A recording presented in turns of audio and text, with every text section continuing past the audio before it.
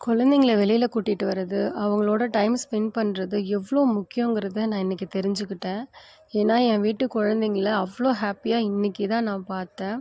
So யோகி வந்து சொல்லிட்டே இருப்பா எப்போவுமே, "அம்மா நீ கூட டைமே ஸ்பெண்ட் பண்ண மாட்ற, என்னை வெளியிலயே கூட்டிட்டு போ மாட்றன்னு" சொல்லி ரொம்ப என்ட்ட சொல்லிட்டே இருப்பா. பட் என் ஒர்க் அந்த மாதிரி. ஸோ என்னால் முடியல. பட் ஓகே, இன்னைக்கு அவங்களுக்காக ஸ்பெண்ட் பண்ணியே ஆகணும்னு சொல்லி தான் நான் வந்தேன். ஸோ வந்திருக்கேன். நிறைய என்டர்டெயின்மெண்ட் அந்த இடத்துல இருந்துச்சு. அந்த அவதார் செட்டப்பில் இப்போ வந்து பார்த்தீங்கன்னா, நீங்கள் பார்த்துட்டு இருக்கிறது ஒரு ரோபாட்டிக் டாக் தான். அது வந்து எல்லா குழந்தைங்ககிட்டயும் போய் போய் நல்லா விளையாடிட்டு இருந்துச்சு. அதுக்கப்புறம் பார்த்தீங்கன்னா, ஒரு ஹவுஸ் மாதிரி தனியாக ஒரு கூடாரம் இருந்துச்சு. அதுக்குள்ளே போனதும் இந்த டிஜேல சாங்ஸ் எல்லாம் போடுவாங்க இல்லைங்களா? அந்த மாதிரி தான் ஃபஸ்ட்டு ஸ்டார்ட் ஆச்சு. நாங்கள் வந்து ஜஸ்ட் அங்கே ஒரு சாங் ப்ளே பண்ணி டான்ஸிங் இருக்கும் அப்படின்ற மாதிரி தான் நான் நினச்சேன். பட் அதுக்கப்புறம் போக போக வந்து விஷுவலாக வந்துட்டு நிறைய குழந்தைங்களுக்கு வந்து நிறைய நாலேஜபிளாக கற்றுக்கிற மாதிரியான விஷயங்கள் வந்துட்டு அதில் ஷோ அப் ஆகிட்டு இருந்துச்சு.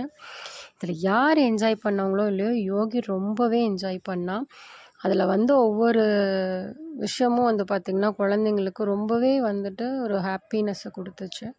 ஸோ யோகி ரொம்ப ஹாப்பியாக இருந்தா. மெயின் அதுதான் எனக்கு. ஸோ பாருங்கள், நீங்கள் பார்க்கும்போதே உங்களுக்கு தெரியும் அவள் எப்படி என்ஜாய் பண்ணிகிட்ருக்கான்னு சொல்லிட்டு. ஸோ இதை விட வேறு என்ன வேணும்? ஸோ அவங்களுக்காக தான் இங்கே வந்தோம். ஸோ வந்தும் பார்த்துட்ருக்கோம்.